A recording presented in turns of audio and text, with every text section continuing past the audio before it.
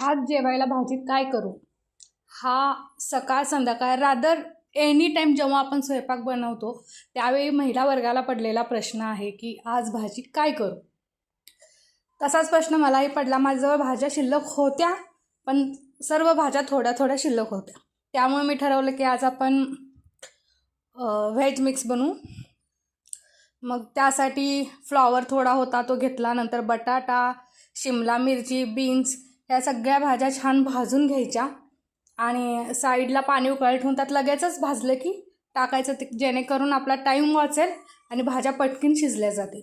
त्यानंतर ग्रेव्हीसाठी कांदा भाजून घ्यायचा आहे आणि कांदा थोडा भाजल्यानंतर त्यामध्ये आलं लसूण टाकायचे, कोथिंबीर थोडीशी, 5-6 काजू त्यामध्ये टाकू शकता आणि सर्व व्यवस्थित भाजून झाल्यानंतर त्यामध्ये 1 टोमॅटो ॲड करायचं आहे आणि सोबतच थोडंसं मीठ देखील ॲड करायचं आहे, जेणेकरून भाज्या छान भाजल्या जातील.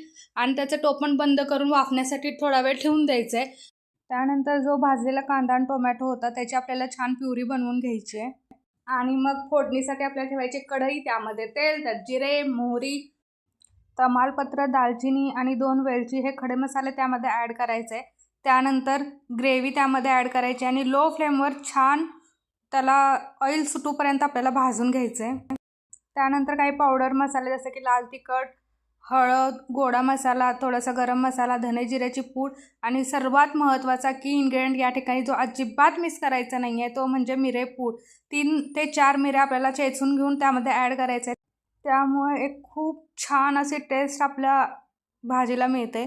त्यानंतर ज्या आपण शिजवून घेतलेल्या भाज्या आहेत त्या ॲड करायच्या आहेत आणि सर्व एकत्रित करून त्याचं टोपण बंद करून ठेवायचे साधारण 3 ते 4 मिनटासाठी लो फ्लेमवर. जो ग्रेव्हीतला मसाला आहे त्याचा फ्लेवर पूर्ण भाजीमध्ये उतरूपर्यंत आपल्याला 2 ते 3 मिनिट त्याला स्टीम द्यायची आहे. त्यानंतर त्यामध्ये थोडंसं पाणी ॲड करायचं आहे, चवीनुसार मीठ घालायचं आहे. लक्षात असू द्या कांदा भाजताना देखील आपण त्यामध्ये थोडंसं मीठ टाकलेलं आहे. आणि अशा पद्धतीने ही अतिशय टेस्टी अशी रेसिपी जी व्हेज मिक्स मी बनवून तयार केलेली आहे. तुम्हीही बनवून पहा आणि कसं वाटतात कमेंटमध्ये कळवा. आणि चॅनलला सबस्क्राईब केलं नसेल तर पहिल्यांदा सबस्क्राईब करा, कारण असंख्य नवनवीन गोष्टी, फक्त रेसिपीज नव्हेच तर असंख्य अशा वेगवेगळ्या प्रकारच्या गोष्टी मी तुमच्यासाठी घेऊन येणार आहे. त्यामुळे do subscribe and thank you for your time. Bye bye.